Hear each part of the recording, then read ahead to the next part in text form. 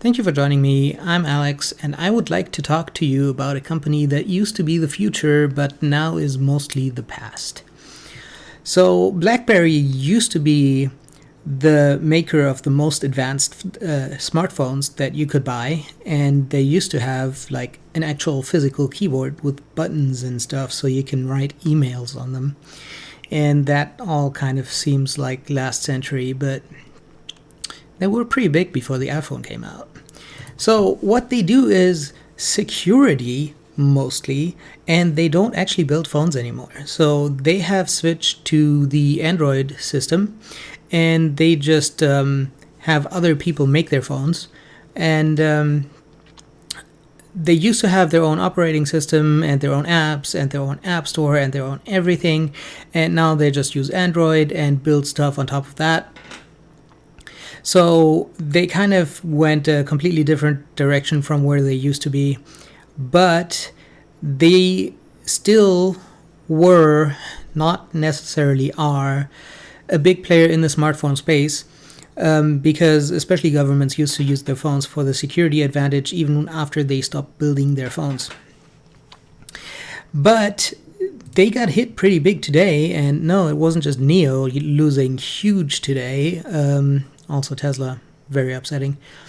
So the price currently is $5.81, down 22% today, and the PE is somehow still almost 40.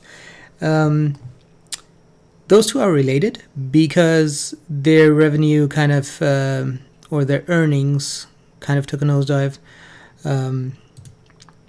Obviously, dividend and payout ratio is 0. So revenue is down 3%, which is not too bad. I would expect that to not go down quickly. I also don't expect that to improve significantly over the next couple of years. Their earnings are down 75%-ish from 403 million to 75 million, 95, something like that. 93. It's right there on the screen. What do you know? So earnings down huge, and obviously the payout ratio is that because people are not panic selling their stock. It's not because the revenue increased so much and it's a growth stock and people are investing in it. So total assets $4 billion, which is slightly up. Total liability is $1.3 billion, which is also slightly up. And net tangible assets $105 million, which is down 90%. How can that be? So they're making a profit.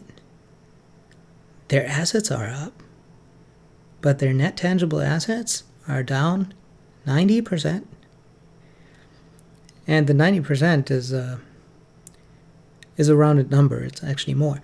So what I think is bordering on manipulation is that their goodwill increased from like 493 million to almost 1.5 billion dollars year over year, and I just don't know where you get that number. Do you now have brand recognition that you didn't have last year? BlackBerry? Really? Okay, so to sum that all up, obviously for a dividend investor, this is not the stock for you. For a growth investor, this is not the stock for you. And for a value investor, this is not the stock for you. No, it's not. It's just, I wouldn't recommend anyone to buy the stock. I think that they did many good things in the past, and I think they could actually get back to that. But I think what they're doing now is just ridiculous, and they're just inflating their own value for no good reason. So I cannot recommend anyone to buy the stock, which is a fairly rare occurrence on this channel.